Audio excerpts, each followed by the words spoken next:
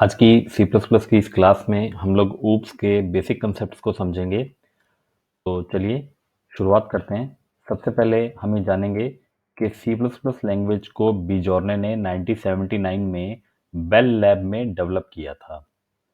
इसके अलावा C plus plus language पूरी तरह से ऑब्जेक्ट ओरिएंटेड प्रोग्रामिंग लैंग्वेज है। इसमें ऊप्स के जो कंसेप्ट आएंगे उनमें आपको सबसे पहले इनकैप्सुलेशन, उसके बाद आपको डेटा हाइडिंग और इनहेरिटेंस, इसके अलावा पॉलीमॉर्फिज्म के बारे में आपको जानना होगा।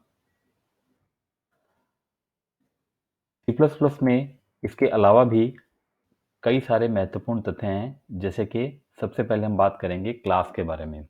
क्लास के बारे में ये कहा जाता है कि ये एक टेम्पलेट के रूप में देखी जा सकती है, या आप इसे ब्लूप्रिंट भी कह सकते हैं, जो कि एक बिहेवियर को शो करेगी।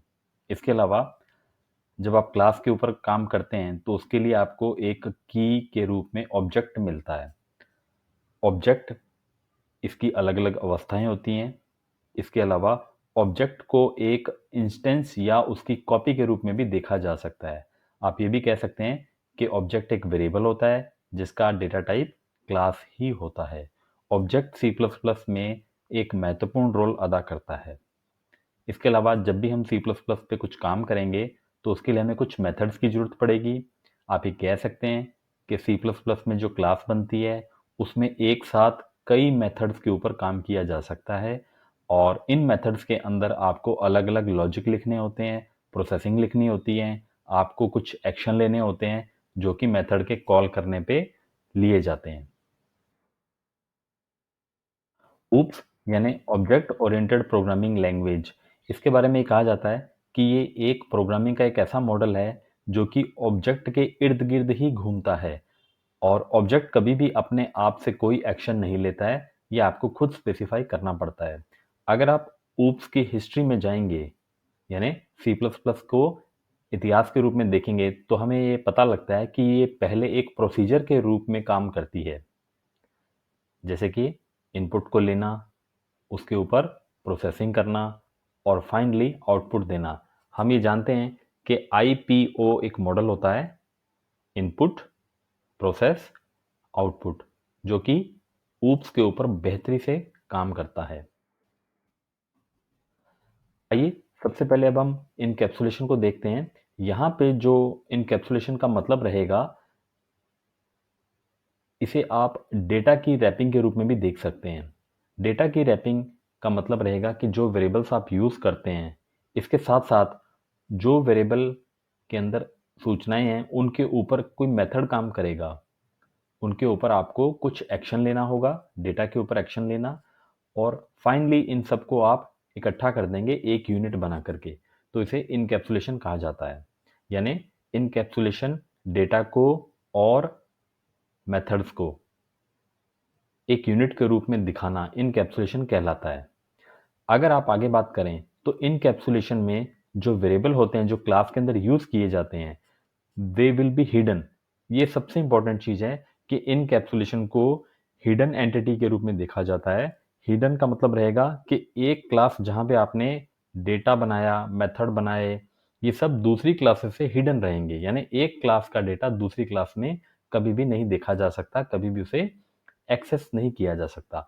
लेकिन अगर आप करंट क्लास में काम कर रहे हैं, वहां ये आपको मेथड और डेटा सभी आपको दिखेंगे। तो इसीलिए इस पूरे कंसेप्ट को आप डेटा हाइडिंग के रूप में भी जान सकते हैं। इनकैप्सुलेशन को अचीव करने के लिए आपको सबसे पहला जो काम करना होगा, दैट इज कि आप अपने डेटा को प्राइवेट कर दें। ये सबसे महत्वपूर्ण तथ्य है। इसके अलावा अगर आपने कुछ मेथड्स को यूज करना है तो मेथड का नाम आप गेट या सेट के रूप में देख सकते हैं, लेकिन आपको उन्हें पब्लिक करना होगा।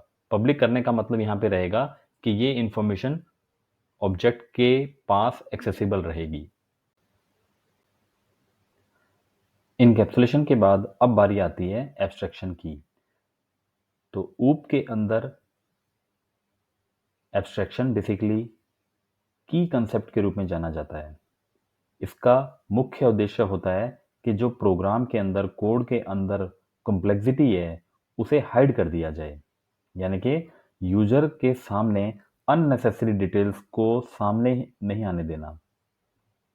एब्स्ट्रैक्शन को आप दो रूप में देख सकते हैं, डेटा एब्स्ट्रैक्शन और प्रोसीजरल एब्स्ट्रैक्शन। अगर आप इसे उदाहरण के रूप में समझना चाहें तो आप ये कह सकते हैं कि making coffee with a machine is the best example for the abstraction. यानी कि आपको कॉफ़ी मशीन कैसे काम करती है, उसका स्ट्रक्चर क्या है, वो समझने की ज़रूरत नहीं है। आपको उसमें क्या करना है, जो कॉम्प्लेक्सिटीज़ हैं, उसकी जो जटिलताएं हैं, वो आपके सामने कभी नहीं आएंगी। बस आप उसे ऑपरेट करें और उसका आउटपुट यूज़ कर सकते हैं।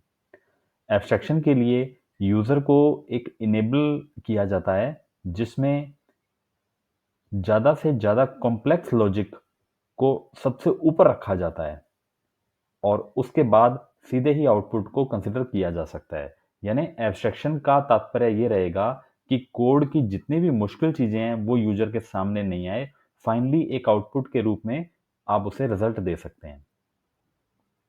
अब आते हैं ऊप्स के कुछ और बेसिक्स के बारे में।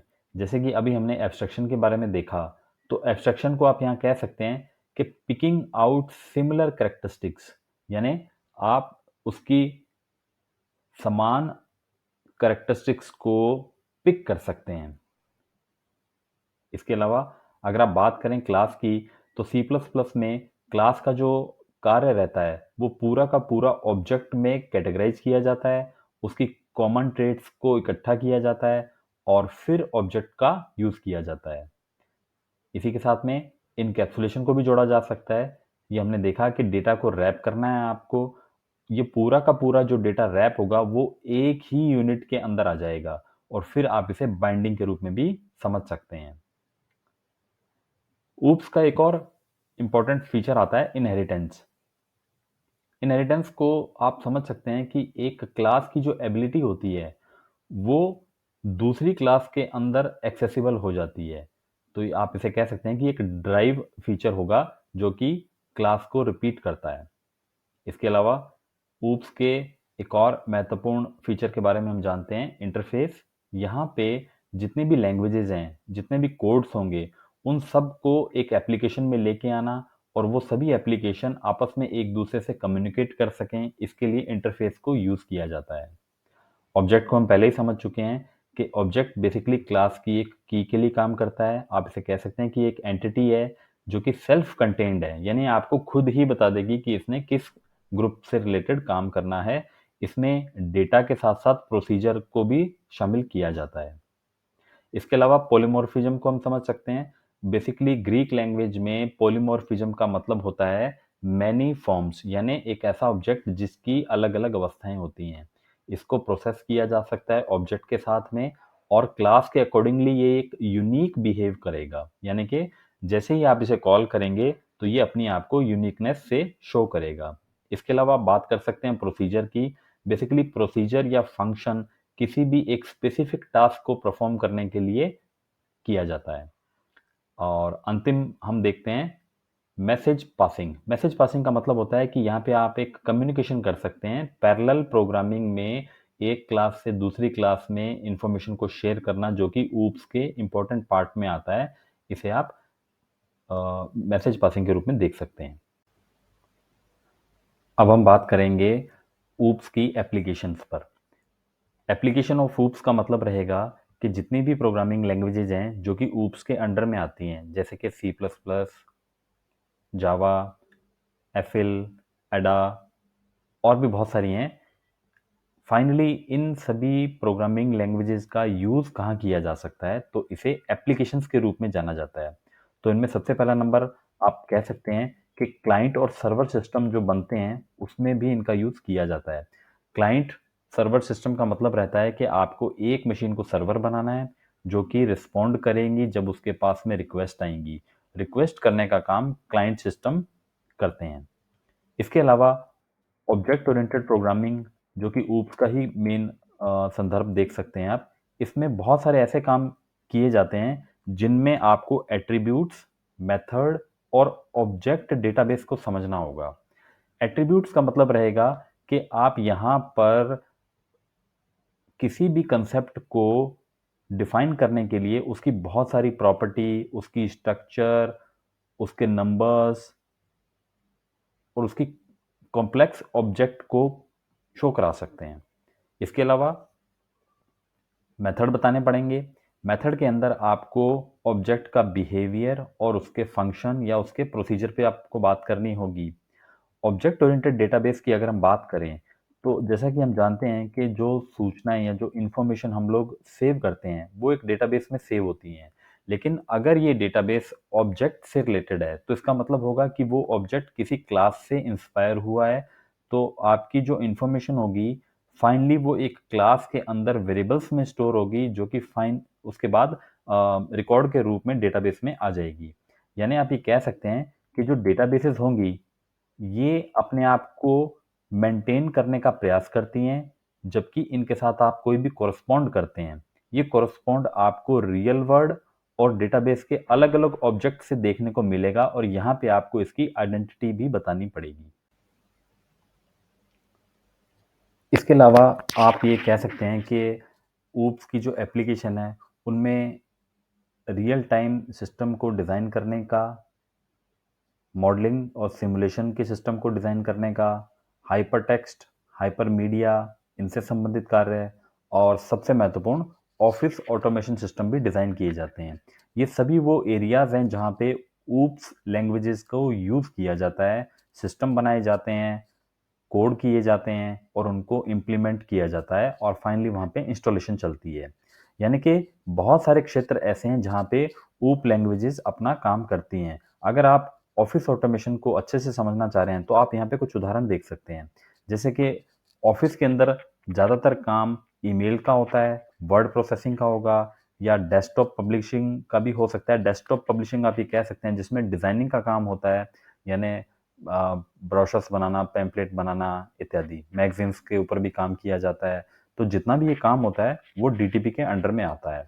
इसके अलावा कैड और कैम का भी कुछ एरिया है, कंप्यूटर एडेड डिज़ाइनिंग और कंप्यूटर असिस्टेड मैन्युफैक्चरिंग, जो कि मैप्स और बिल्डिंग की स्ट्रक्चर से रिलेटेड है या 2D 3D मॉडलिंग से भी संबंधित है। तो इन सब के ऊपर कुछ कोड करके आप इन एरियाज पे भी काम करते हैं। तो ये विभिन्न क्षेत्र हैं जहाँ पे ऊप्स अपना काम करती है।